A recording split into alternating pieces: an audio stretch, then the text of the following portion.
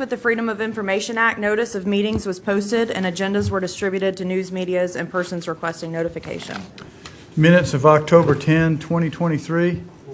Second. Pryor, seconded by Mr. Moody. All in favor say aye. Aye. Opposed? The ayes have it. Thank you very much. Recognitions and resolutions. Move for committee recommendation. The River Dogs back-to-back championships. Request to adopt. Thank you, Mr. Moody. Is there a second? Second. Seconded by Mr. Pryor. All in favor say aye. Aye. I'd like to recognize Mr. Dave Eccles from the Charleston River Dogs to come up and receive this resolution.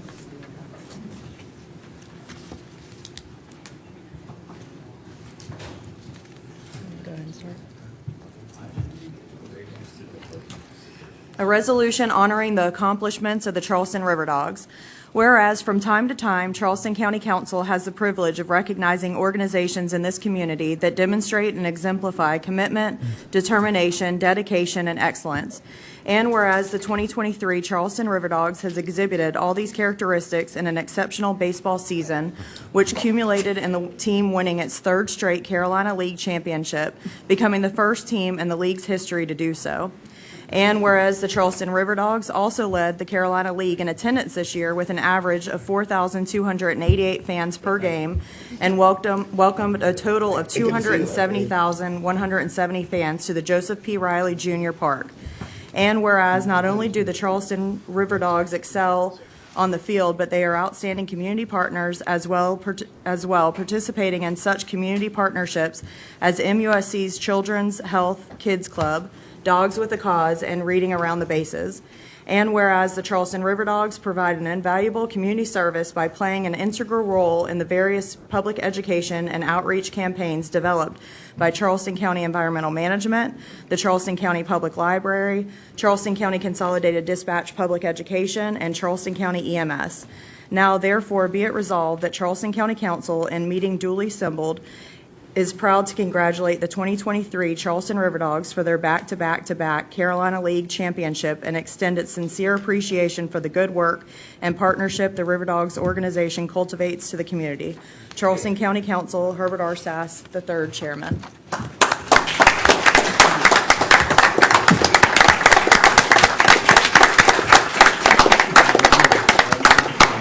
Speech.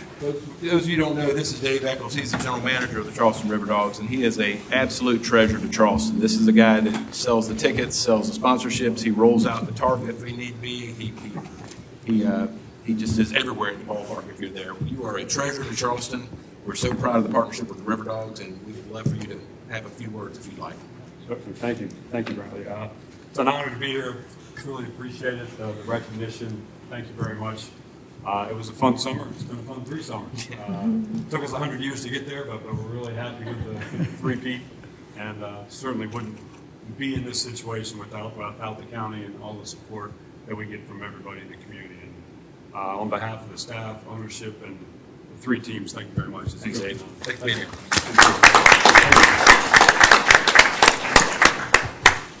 Thank you. I'm going to disband county council so we can go to public comments. The first person is Caitlin Cornwell, followed by Sam Spence, and then Justin Schwiebler. Hello, my name is Caitlin Cornwell, and with me, Amanda Monaco, Charleston County Employee, Public Defender. We would like to urge you to revisit the motion made last Thursday during the HR subcommittee meeting and amend it to include paid parental leave or paid FMLA leave.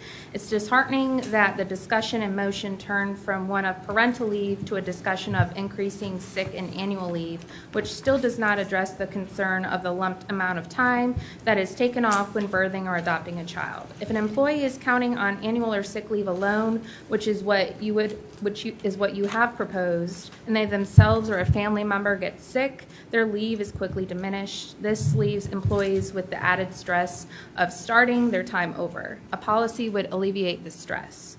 I'm aware that many members of this council have received numerous emails over the past week asking you to support a parental leave policy. Regrettably, many of those emails have gone unanswered.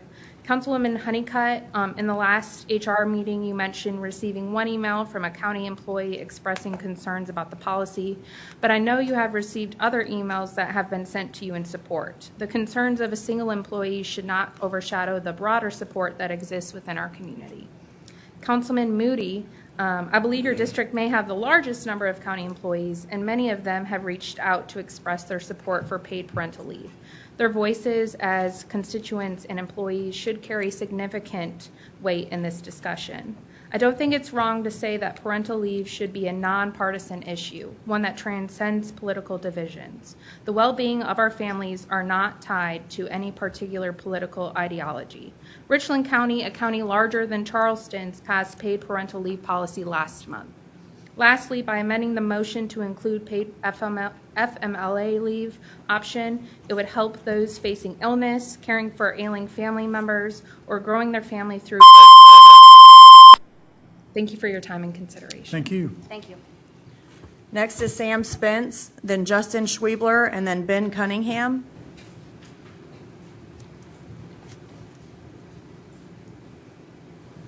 Good evening, Council. Sam Spence, the Director of Public Affairs for the Preservation Society, here to talk to you about the Preservation Ordinance amendments. First off, thanks for taking the steps to ensure the 10-mile community retains some protections while the county sorts out the preservation amendments before you today for second reading. But this is bigger than 10 miles, so we're urging a deferral today. We remain concerned for all 3 county-designated historic districts if these amendments are adopted, not to mention future districts that Council votes to create. While we believe the vote in committee last week represented a good faith effort in the right direction for 10 Mile, we remain opposed to the amendments.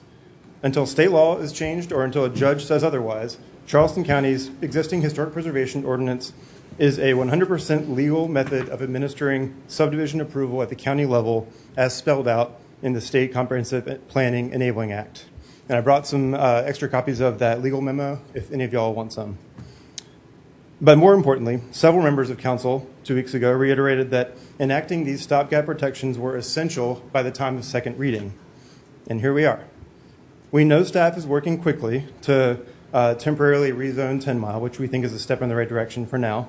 But these stopgap protections are not in place and won't be in place until next year, as you all were told last week. And given the split vote last week, if second reading passes tonight, there's no guarantee these rezonings will pass again once they come back to you next year. I'll reiterate my comments to you from October 10th. The law gives counties, it gives all of you, the authority to enact protections for invaluable cultural resources. And in unincorporated areas of the county is the only hope for these protections. There are no others to fall back on. We believe in the Historic Preservation Commission and are opposed to these amendments, but at the very least, defer these amendments until the temporary protections are in place. Thank you. Thank you. Will we get a copy of those? Justin Schwebler, Ben Cunningham, Perry Robinson. Good evening. I'm Justin Schwebler with the Historic Charleston Foundation. I'm here again to speak in opposition of the proposed amendments to the Historic Preservation Ordinance and the ZLDR. While we appreciate this council's willingness to secure alternative means of protection for these communities, the historic African American communities, simply rezoning each one of these communities at will not solve the issue at hand. Each one of these communities has a distinct and significant landscape that is currently and successfully being protected by the existing ordinance under the purview of the Historic Preservation Commission. The proposed amendments will without a doubt leave these communities open to unrestricted development and gut the Historic Preservation Commission of any meaningful oversight. The ordinance is working, it is legal, and it is doing immeasurable good for the people and the communities it was put in place to protect. If changes must be made to satisfy the county legal staff, then we must ask you at the very least to restart the process, to defer this application tonight, and to honestly engage with these communities. They know what is special about their homes, they know how to protect them, they know what to protect, and they deserve a seat at the table. Thank you. Thank you.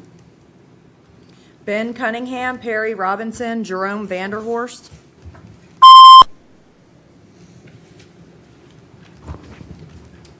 Good evening. Ben Cunningham, 735 Wadys Drive, James Island. I am an attorney, and I'm here on behalf of the 10 Mile Neighborhood Association. And First of all, thank you for those of you who supported the rezoning efforts and showed sensitivity to the issues related to density that 10 Mile and other historic districts are experiencing and would be at risk if these amendments go forward. And that said, I wanted to draw some attention to some other aspects of these amendments that haven't gotten any play yet. And those are the difference between what is proposed here versus what has already happened with respect to these districts when they were designated.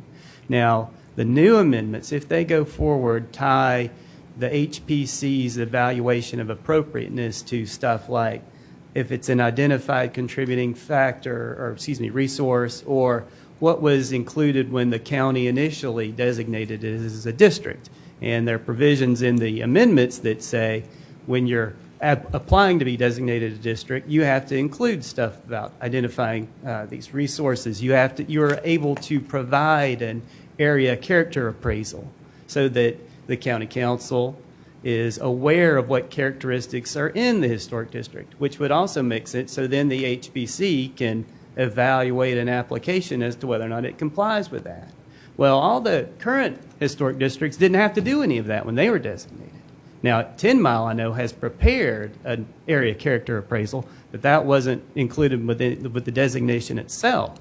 So now, if these amendments go forward, the HBC is left with comparing, well, does it relate to what was in the initial designation? Well, it wasn't in the initial designation. What are we supposed to do with that? There's nothing to compare appropriateness to. And so there needs to be a deferral and a revisitation amendments are set up for the current historic districts to make sure that it makes sense for them going forward. Thank you.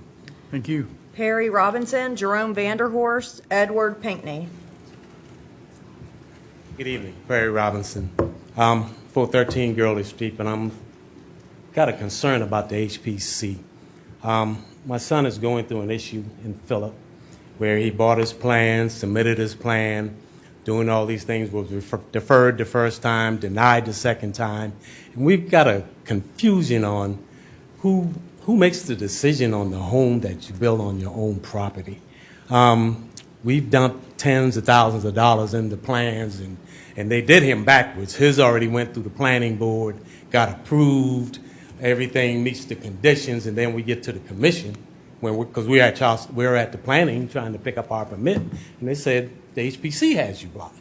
So then we went to the HPC and we go to these meetings and they're saying, oh, we don't like this, or we don't like that, but we're building our house.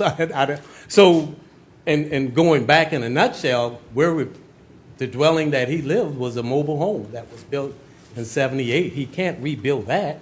So what are we trying to preserve in Phillip is what I'm trying to understand from the commission. So do I need to try to find something to do that? Because the next house is a cinder block house that was built in the 50s.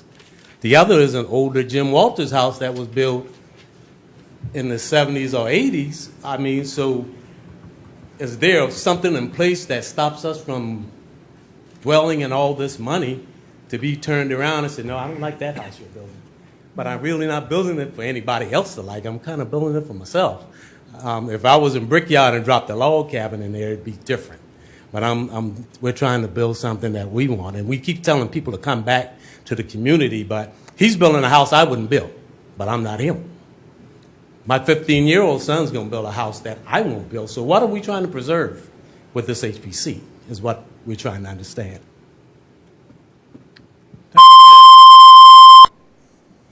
Jerome Vanderhorst, Edward Pinkney, Michael German. Good afternoon. Jerome Vanderhorst. I live at 1039 Theodore Road. Retired educator, retired military guy, soldier. I'm here to oppose the HBC ordinance being changed because, guardrails were put in place in 2018 to protect the settlement areas. Now, the way things are going now, it seems like the staff and the council members are trying to restrict our protection or take it away. Please, let's not do that. Your job was to here to protect us, to help us, to live on the land in future generations to come. So please, help us out. Help us out here. My next point I want to make is that the zoning, the R3, from the R4 to the S3 zoning, thank you for doing that. That's a quick fix. But however, there's still a problem with that because houses will still be built there on the land.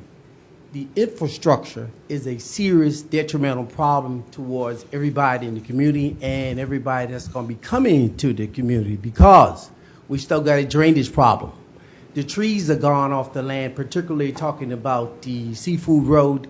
The trees are gone, so there's no trees to help soak up the water with the drainage. So we have to address the infrastructure problem to help, with all the water and the tunnel is not there. Tunnels are not on the roads, and also sewage is a problem because a lot of people in the area lives on septic tanks or use septic tanks. So, of course, again, that's going to be a serious problem. Also, with the seagrass going into washing from the tide Seafood Road. So please consider all those safety issues. And I would like to see one more point. I would like to see if there was an engineering study done by the Army Corps of Engineers to tell the developer that, look, there's flooding in this area. What was the results to help with the flooding in the area?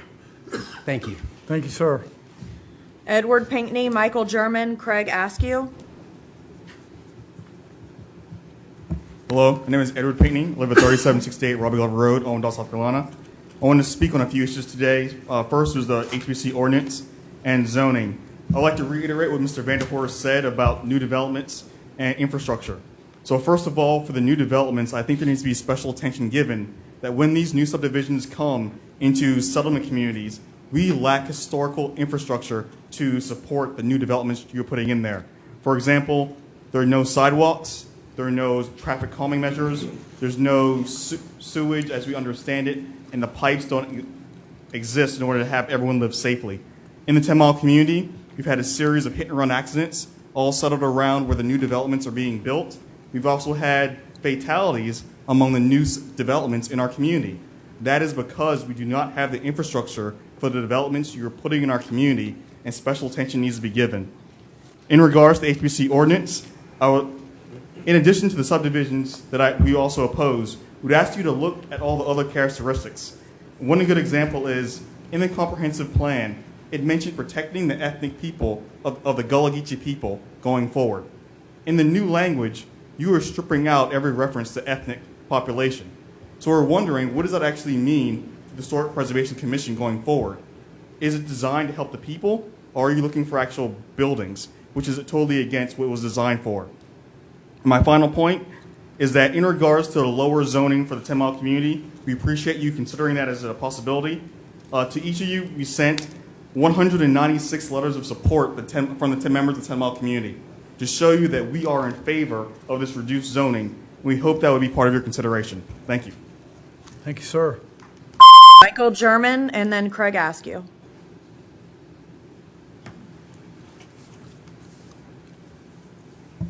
Michael German, 1707 Snowden Road, Mount Pleasant. Well, one thing I want to say, it appears in terms of the historical preservation, there's a lot of work that still needs to be done. Snowden is we're going through that process now, and hopefully by the time some of these other questions are answered, we'd be in a better position to move our requests forward. But I'm here again to say what I've been saying for the past, seems like 20 years. I understand with the Mount Pleasant Waterworks in terms of our sewer, we're in the permitting stage. I understand the county has the permit, and we're just waiting for those permits to be issued so we can start putting the pipes in the ground. I'm also aware of the fact that our ordinance looks like it's going to stand in terms of the requirements to get the service for our sewer. And Mr. Sass, we've been doing some talking, and hopefully the Mount Pleasant ordinance would be overruled, and anyone building in the community Snowden and all of the unincorporated area will not have to join the town. Thank you very much. Thank you, sir.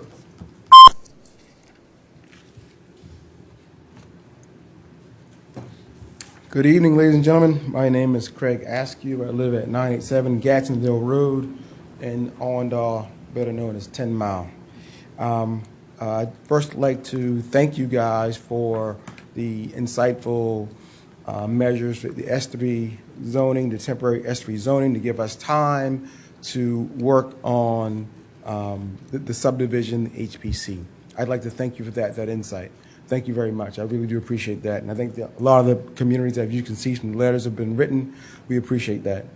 My next concern is the HPC and the kind of the gutting of the HPC. I would really like to see some more community engagement, maybe some type of workshop where more community members could come and county or county staff could hear from them in a way that is engaging and done so that we can make policies move forward and that work for the community and work for the county as well. I think we were missing a good opportunity here to do a simple workshop where, again, communities are here. People like Mr. Perry, I was there that night that his son was denied. These are things that we need to really sit down and talk about before we just let the developers come and just build. And the cultural connection, the local connection, the people who have been here in Charleston, who settled Charleston since day one, the African American, the slave descendant. So these people need a chance to be able to come. And if you read the Gullah Geechee Heritage Corridor document, the most important thing they talk about in that document is the land. The land. African Americans didn't have many means to build large structures, but they did cultivate and work. So again, I thank you and look forward to more engagement on the HBC so we can get this right for the residents of Charleston County. Thank you. Thank you, sir. I am going to reconvene County Council, and we'll start off with our prayer by Mr. Moody and a pledge from Mr. Boykin. Bow our heads. Dear Heavenly Father, we thank you for this beautiful day in Charleston County. We thank you for these members that are here, and especially for our staff that so ably performs the duties on behalf of county constituents and citizens. We thank you for citizens that are engaged and come here to voice their opinions. We pray, God, for peace, not only here, but in foreign lands. And we just ask you to give us wisdom to do your will. In your name we pray, amen. Amen. Allegiance to the flag of the United States of America and to the republic for which it stands, one nation under God, indivisible, with liberty and justice for all.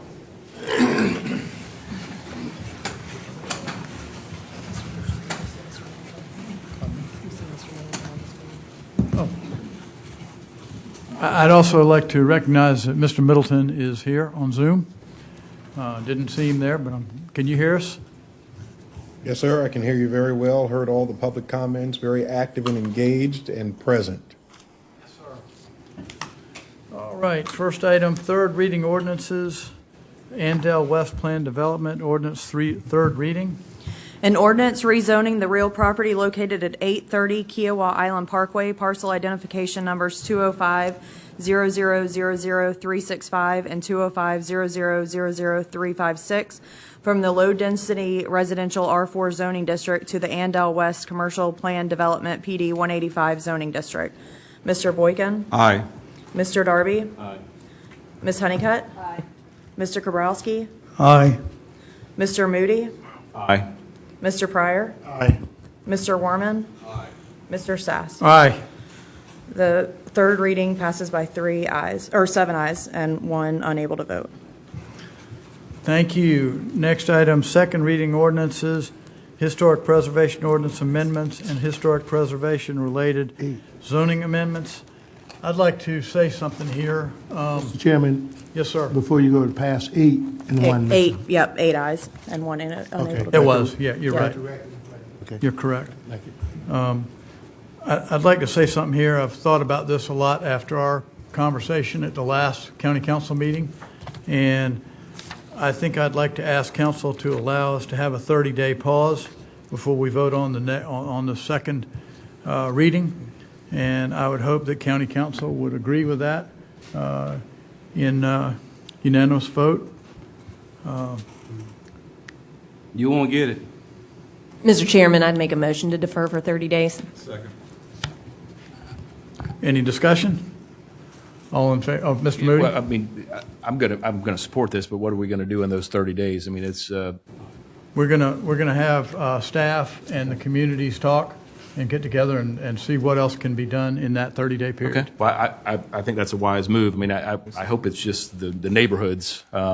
It is, just Put a bunch of advocacy groups, one way or the other, in there. I think Mr. Evans had communicated to us maybe during committee that he had had meetings with the neighborhoods and everybody understood what was going on. So how it got from there to here, I'm not sure, but I think another 30 days to let them meet with neighborhood representatives, I think is fantastic, so. Mr. Darby? Why is it a wise move now when I ask, and the majority of the time emphatically said no? So why is it a wise move now? I can't tell you. I think it's a wise move now. I'm for it. Yeah. Okay. Yes, sir. Mr. Kabrowski? Respectfully, I'd like this is the second reading. I think all the members have strong feelings on this. We have 8 members here today, and if it doesn't pass tonight, it would end, as I understand it. If it was a 4-4 vote tonight, that would be the end of this attempt to change it. Am I correct in Well, that? the motion on the floor was to defer. And that needs to be unanimous? That, we have to vote on that first. What, just so I understand that, and again, if it's does it need a unanimous vote to? Pardon me? Does it need to be unanimous to defer? No, sir, it does not. Majority. All right, thank you. Yes, sir. Anyone else? Mr. Werman?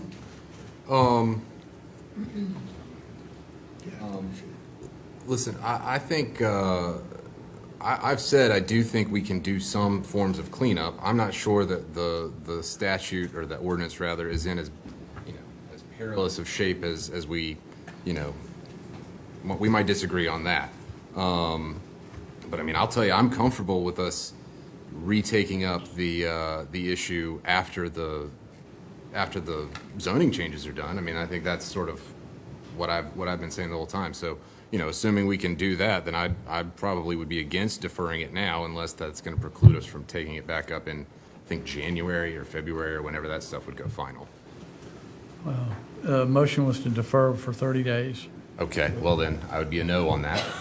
All right. Mr. Chairman, you Yes, would want to sir. extend this to, like Mr. Werman is asking, until January? No, sir, the motion was for 30 days. I think, Mr. Any further discussion? All in favor, say aye. Aye. Opposed? Nay. Would the nays raise their hands, please? 4. 4. Okay. The motion to defer failed. Mr. Chairman, I'd like to make a motion to oppose the proposed amendment to the Historic Preservation Ordinance and Historic Preservation related ZLR-DR ordinance. I'll second it. You can't motion, this is third reading, either you vote it up or vote it down. Right. There's no more, I have to make a motion to put it on there, Mr. Pryor. there's no motion, because if it fails, it dies. Oh, so this is dead. This is dead. If it dies, if it ends in a 4-4 tie, it automatically dies, but you don't have to make a motion for that, because this is second reading. All right, let me get my bearings straight, sir. So in other words, this is finished. If it ends up in a tie, yes. It ended up in a tie. No, we haven't voted on it yet. We voted on the deferral. Right. And it was no. Right. Okay. So now that. So, okay, I'll wait on the motion, sir. So you withdrew your motion? You withdrew? I have to, sir. All right, sir. Do I hear any other motions? It doesn't need a motion.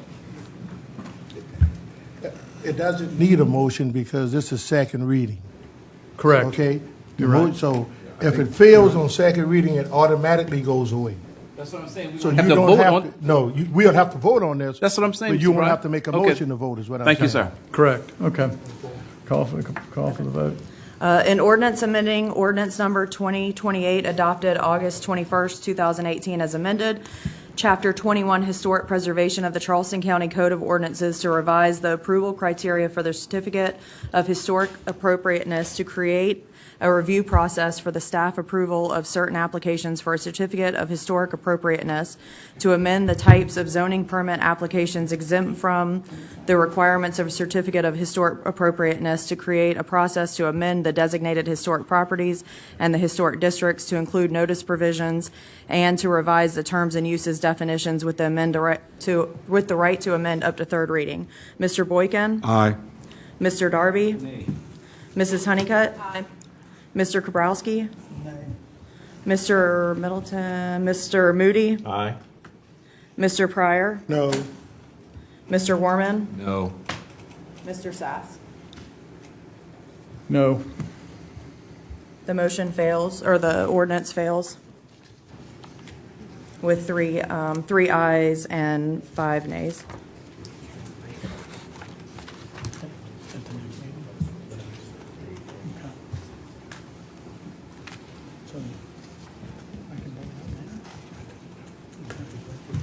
Okay. Thank you, ma'am. We still got to do B. Did you do A and B? I Right. haven't done B yet. We need to do B as well, yes. You ready for B? B. An ordinance amending the Charleston County Zoning and Land Development Regulations, ordinance number 1202 is amended at the following document locations: Article 3.1 General, Article 3.6 Special Exceptions, Article 3.7 Site Plan Review, Article 3.10 Zoning Variances, and Article 8.1 General with the right to amend up to third reading. Mr. Boykin? Aye. Mr. Darby? Nay. Mrs. Honeycutt? Aye. Mr. Kabrowski? Nay. Mr. Moody? Aye. Mr. Pryor? No. Mr. Warman? No. Mr. Sass? Nay. The ordinance fails, second reading, with 3 ayes and 5 nays. I want to say, Mr. Sass, to the public that this is not yet over. It's not yet over. So please hang in there. It's been killed tonight, but it's been strategically voted upon at a further date to be brought up. So it's not over yet. Just want to be aware of that. Mr. Chairman, this is Kylon Middleton online, just trying to butt in, if I may. Certainly can hear and participate very actively in all of the discussions and would have loved to be a part of that vote. I'm in San Antonio, Texas on business, and certainly am as engaged in this discussion as possible, and I'm very disappointed at this vote tonight. Yes, sir. Thank you, Mr. Middleton. Item 6A, count committee recommendations with first reading ordinances. Move for approval. Second. A through E. Mr. Pryor, is that A through E? I'm good with that. Okay. Move. I mean, A was just tied to the thing that just didn't pass, but it's pretty innocuous, so I mean, You want to remove it? Or? I don't mind one way or the other. I was just pointing out what it was. Well, I'll take 6B through E. Okay. We'll deal with 6B through E first. I'll second that. Mr. Pryor, seconded by Mr. Moody. Any discussion? Hearing none, all in favor say aye. Aye. Opposed? The ayes have it. Thank you very much. Item 6A is a fee ordinance amendments related to historic preservation. This has to deal with the fees that are charged for the various plats and things that are done. Move for committee recommendation. Moved by Mr. Moody, seconded by Mr. Boykin. Any discussion?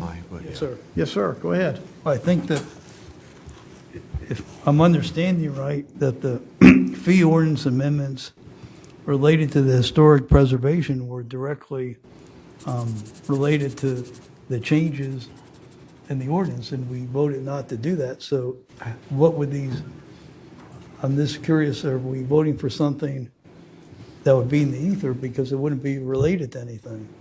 Am I wrong in that? I mean, this asks for clarification that. I think it involves a lot of different other things. Mr. Evans, could you explain that for us? Yeah, this was actually a nominal fee that was associated with the area character analysis to go forward to county council and/or a contributing resources that was mentioned in the proposed ordinance.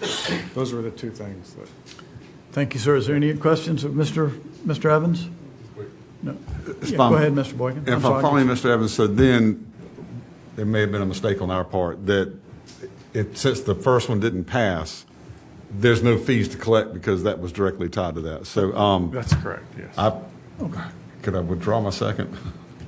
Yes. You can, certainly. Have you? I thought Brantley did my second. Sorry. If I may, I'd like to withdraw my second. Okay, so there's, In light of that information. all right. The first was, who was the first? I was. Mr. Moody. Mr. Moody, is there a second? Hearing none, there's no motion on that. Thank you. I guess 6A dies. 6B through E, would you read those for us, please? Mr. Chairman? Yes, sir. You have to read the readings on each one of them. Yes, sir. Okay.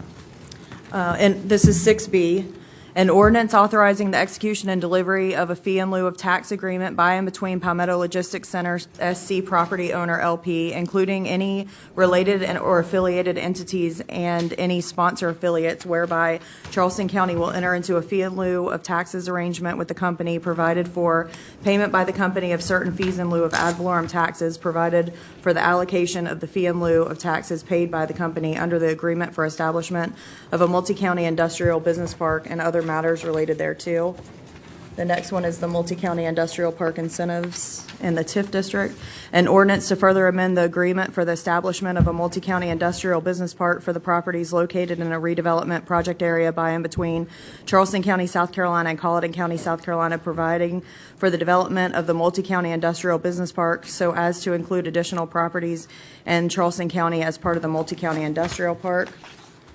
This is the amendments to the multi-county industrial park ordinance. An ordinance to further amend the agreement for the development of a joint county industrial park by and between Charleston County, South Carolina, and Colleton County, South Carolina, providing for the development of a jointly owned and operated industrial business park so as to include additional properties in the Charleston County as part of the joint county industrial park, and to update the status of certain properties in Charleston County with respect to the joint county industrial park. And then the last one is the business license ordinance. An ordinance amending ordinance number 2185, the business license ordinance of the County of Charleston, adopted December 7th, 2021, to update the class schedule as required by the South Carolina Business License Tax Standardization Act. Thank you, ma'am. Consent agenda, 7A and 7B. Do I hear a motion? So moved. Moved by Mr. Pryor, seconded by... Is there a second? I'll second. Thank you, Ms. Honeycutt. Moved by Mr. Pryor, seconded by Ms. Honeycutt. Any discussion?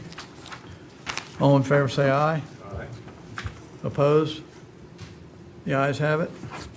Mr. Chairman? Yes, sir. On 8A, I would like to defer until we can actually revisit this and address some of the concerns the young lady spoke about during public comment. If that's okay with council, if I can get a second to defer. I'd second. Moved by Mr. Pryor, seconded by Mr. Werman. Is there any discussion? All in favor say aye. Aye. Aye. Opposed? Nay. I think with the nays raised their hand. Could we have a roll call vote? Yeah, let's have a roll call. Do we have a discussion of that first, or is that? Yeah, we can have a discussion. Happy to discuss. I asked for it, but let's have a discussion. Go ahead. Mr. Werman. Happy to explain the reasoning here. I mean, look, I will be brief on this. I think that we talked about a number of different goals that what folks are trying to achieve here. I was recently made aware of this paid FMLA concept. I frankly think that achieves a lot of the sort of equity concerns that a number of folks brought out. I mean, that is a type of leave that currently exists. It is currently available to everybody, and I think one of the specific items other than parental leave that folks wanted to address was, sort of family and caregiver leave. Those standards exist, they're out there, and it seems to me that trying to achieve some of these goals, which are targeted towards specific situations, through a broad-based, effectively 3.5 weeks for 2,500 odd people. I just think that there are different tools for different jobs, and I think that a little bit more tailoring towards those concerns would probably be more efficient, probably be more beneficial for the folks who are facing those more acute crises, whether it be a caregiver or whether it be obviously an intense situation of bringing a child into the world. So I think that it meets a lot of those conditions, and again, would be applicable to everybody. So that is what I wanted to explore. I literally did not, think of this until I was told about it yesterday, and so that would be the specific thing I'd be looking at least. Everyone can look at whatever they want to look at, but. Anyone else? Mr. Kropski? As I understand, the deferral wouldn't be an agreement on any specific proposed policy, but just more time to bring other ideas that none of us would say yes or no to at this time. You're just asking for more time to consider more things or changes. Is that fair? Fair. I mean, Is that? I think that's the nature of a deferral, but that's certainly not, I am not imbuing any of that into the motion. I don't think Mr. Pryor is either. Thank you. Anyone else? All right, have our voice. Oh, I would like to say something. I'm going to vote to defer, to give time to look into this as well. Thank you. Mr. Boykin? Aye. Mr. Darby? This is to defer? To defer. Mrs. Honeycutt? Mr. Kabrowski? Aye. Mr. Moody? Mr. Pryor? Mr. Warman? Mr. Sass? Aye. The motion passes by 8 ayes. Thank you. Next item, 8B, zoning in the 10-mile community, request to approve. Mr. Chairman, can I ask a question? Yes, sir. Since the ordinance didn't pass, would we still need to change the zoning? Is that what the community wants? We want to move forward with this in case this is brought back up for reconsideration? Do we still need to move with this, or do we want to wait until we see if it's going to be a move to reconsider? Because I think we're on track to have this thing done, Mr. Evans, at a certain time. So for us to say no right now, put this on pause, would further put us behind, correct? Yes, sir, that's correct. All right, well, I'm going to vote to support this moving forward. And Yeah, then- the third reading would be January 30th. all right, I think we need to keep it on track to see what comes out, so I'm going to support this. Thank you. Mr. So I'll Warman? make a motion to support. Thank you. B. There's a motion on the floor to support. Is there a second? I'll second it, or I just wanted to offer some thoughts on that too, whomever. Mr. Warman? Sure. Mr. Warman, what would you like to say? Yeah, I mean, I was going to say, I think there's a number of reasons to keep this moving forward. One, I mean, there is litigation about this issue. So whether it's done by an amendment up here or whether it's done in a courtroom downtown, I mean, there is some possibility, and we can all, debate that, but there is some possibility that the ability of the HPC to weigh in on subdivisions might change whether we want it to or not.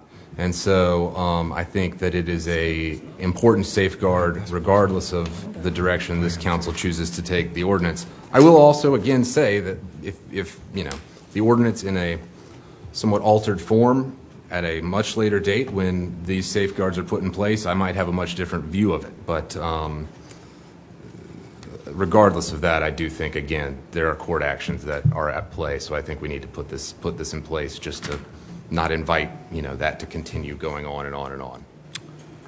Thank you, sir. Anyone else? Mr. Moody? Thank you, Mr. Chairman. I reluctantly voted in favor of this last week, but I've thought about it, and when I asked Mr. Evans, if this was a down zoning, and he conceded as much that it was, I'm just not comfortable with it. I know Mr. Askew was here earlier. I mean, he was able to take advantage of S4 zoning and sold his property, and R4 property, and by broad brushing, we're taking the same opportunity Mr. Askew had away from 330 something other residents, and I can't support that. Thank you, Mr. Chairman. Mr. Kaprowski? What everybody said, but I'm strongly in favor of this. It is in my district, and anybody that has driven that road, as I have hundreds of times, this is the next frontier. I mean, the subdivision, the developers have built out at Park West, Carolina Park, Dunes West. We're here, and many of us have voted to spend $75 million on new roadways and about to propose billions of dollars. Any attempt that we can do to decrease density going out that way and further traffic that's unbearable going out there anyway. And you heard the people there, we don't have the infrastructure now. This will back up into Mount Pleasant and this is a way to, at least one way to help control that. So I think this would be a very much needed thing, and the community, from what we heard, wants it, and it's a step in the right direction.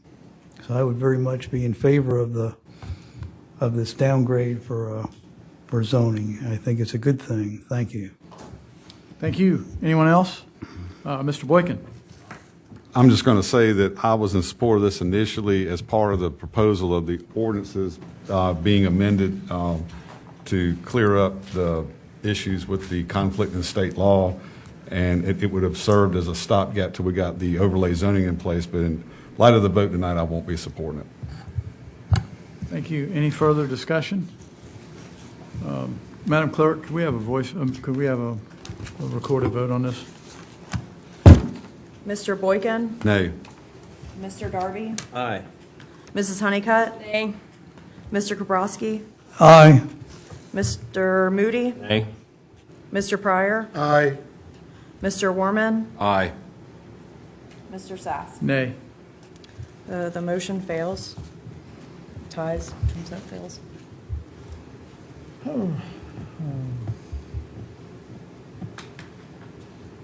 Motion failed. 4-4? Yeah, 4-4. 4-4, okay. All right, next item, Forestry Board, 8C, request to Move consider. for committee recommendation. Second. Moody, seconded by Mr. Boykin. All in favor, say aye. Aye. Opposed? The ayes have it. All righty. Next item is closing comments. Mr. Middleton, would you like to give a closing comment? Thank you very much, Mr. Chairman, and to my colleagues on County Council for allowing me to be here this evening virtually to hear all of the discussion, to be actively engaged in the issues facing all of the constituents of Charleston County, and definitely being poised and ready to speak and represent the constituency that elected me. I'm so disappointed, in literally, I almost feel crippled, in the case that in many cases, you could hear me right now making these comments. I could have said aye or nay very easily. I've studied the issues. I'm in tune with the issues and definitely listening. You all can see me. I can see you all. I can see every person at one point that came up to the podium and those who are when they pan to the audience. I just really am aware that some of our processes need to change. And I just wanted to make that clear again tonight for those individuals who are watching virtually and those who continue to engage with council by watching these videos. They are equally as a part of the process as I am right now. Thank you very much, Mr. Chair. Mr. Chairman. May I change my vote, sir? Certainly. Am I within my rights? Before the meeting is adjourned. I think Before the he meeting is is. adjourned? I think Okay. you are. All right, then.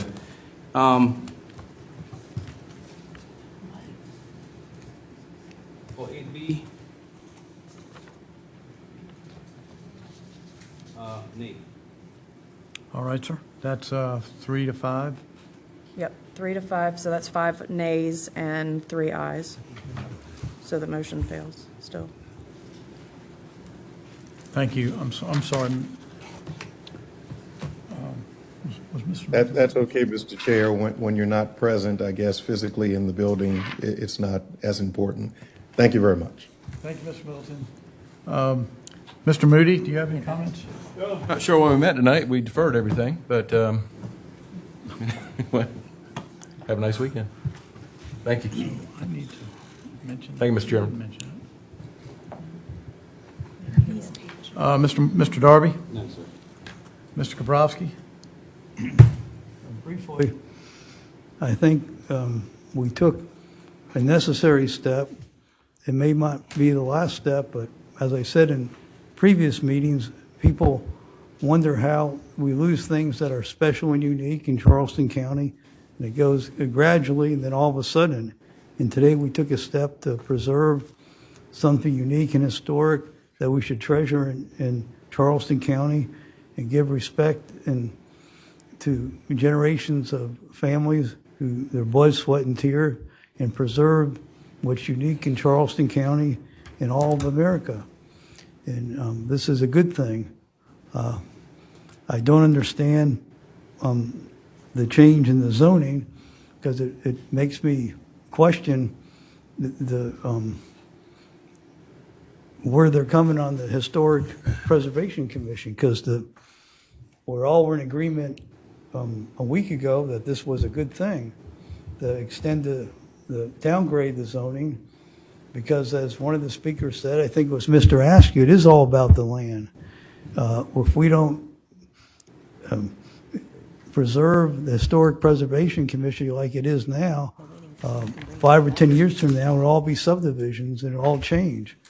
And I think, I don't understand the change in the vote on the zoning, the punish the people because of the vote on the Historic Preservation Commission leaves me kind of speechless on that. I don't think there was a change in the sentiment, and we vote often to billions of dollars for, well, here's a chance to try to limit the impact for the need to new roadways. And instead of all of the county being a playground for developers to go all the way from Mount Pleasant to McClellanville, this is an important place to say no and to preserve the dignity and the historic nature of it. I'm glad we took the vote tonight, and I'd like to say that it went from 5-2 to 5-3. Now there's 4 votes firmly to stop the change, and I hope that it doesn't come back. Thank you. Thank you, sir. Mr. Werman? Well, thank you, Mr. Chairman. I would thank council for voting to defer on the leave question. I will say on the HPC amendments, I mean, as I've mentioned before, I do think there are some tweaks that we can make, and I'm happy to revisit that once we have our sort of safety net in place on the rezoning, but I guess maybe that's not moving forward. I think a lot of this is probably going to be discussed again, so I will look forward to that and be ready for that. I did want to make one note, Mr. Chairman. I attended a meeting held by Representatives Pendarvis, Representative Gilliard, and Representative Tedder about the Gadsden Green homes, which is in my district, not a Charleston County Housing Authority building, but a property rather. But you know, I know we've talked a lot about how housing authorities are going to have to be partners in a lot of our policy goals when it comes to affordable housing. There was some pretty harrowing testimony that I heard from folks, and I don't want to become a witness in that litigation, but I will simply say that it was a harrowing moment hearing from some of those folks, and pretty moving, and not in a necessarily positive way. You know, I've thrown out the idea of consolidation. I really want to get some idea of like, what would that do? I don't want to make a change just to make a change. I want to make a change to make an actual difference. So, you know, this isn't a directive or anything like that, but just more of an invitation to a conversation that I'll be having, you know, across jurisdictions, because it's not something we can do alone. It's not something the city can do alone, not something North Charleston or Mount Pleasant or even the state could do alone, but it's something that has been weighing on me over the last 24 hours for sure. Thank you, sir. Mr. Pryor? I'm good, sir. Mr. Boykin? No, sir. Ms. Honeycutt? Yes. Mr. Robinson has been here the entire meeting, and we don't address people during public comment because that's our time to hear from the public. But I did want to address you, sir, because you bring an absolutely valid and very concerning point. And one of the reasons I have supported the HPC and will continue to support our HPC amendments, because our own board came to us and sought the clarifications that you just raised as a concern. And so I want to make sure that private property rights are protected in the process of protecting communities. It's very important. It's also the reason I'm not going to downzone an entire area as an act of council without having people involved in that discussion. So I just wanted to make my position clear, and thank you so much for coming tonight and explaining to us your situation and staying for our entire meeting. Thank you. Thank you. Mr. Administrator? No, sir. Ms. Attorney? No, sir. Thank you all. I'd also add to Ms. Honeycutt's information about your situation. I think that's one of the problems that we have to address. And I also do not feel like we should downzone an entire area without the neighbors and everybody else being involved. That's against what I believe. So that's why I voted against it last time, and I voted against it this time. And Mr. Werman, to your thought, I've long advocated that we need a regional housing authority to handle all this. We need one group that does it, that is accountable. And that's the problem, because there's too many groups and they're not accountable. And I've long advocated that, and I hope that some way we can get to that picture one day. Thank you very much. That's all for me. Y'all have a good evening. Regional?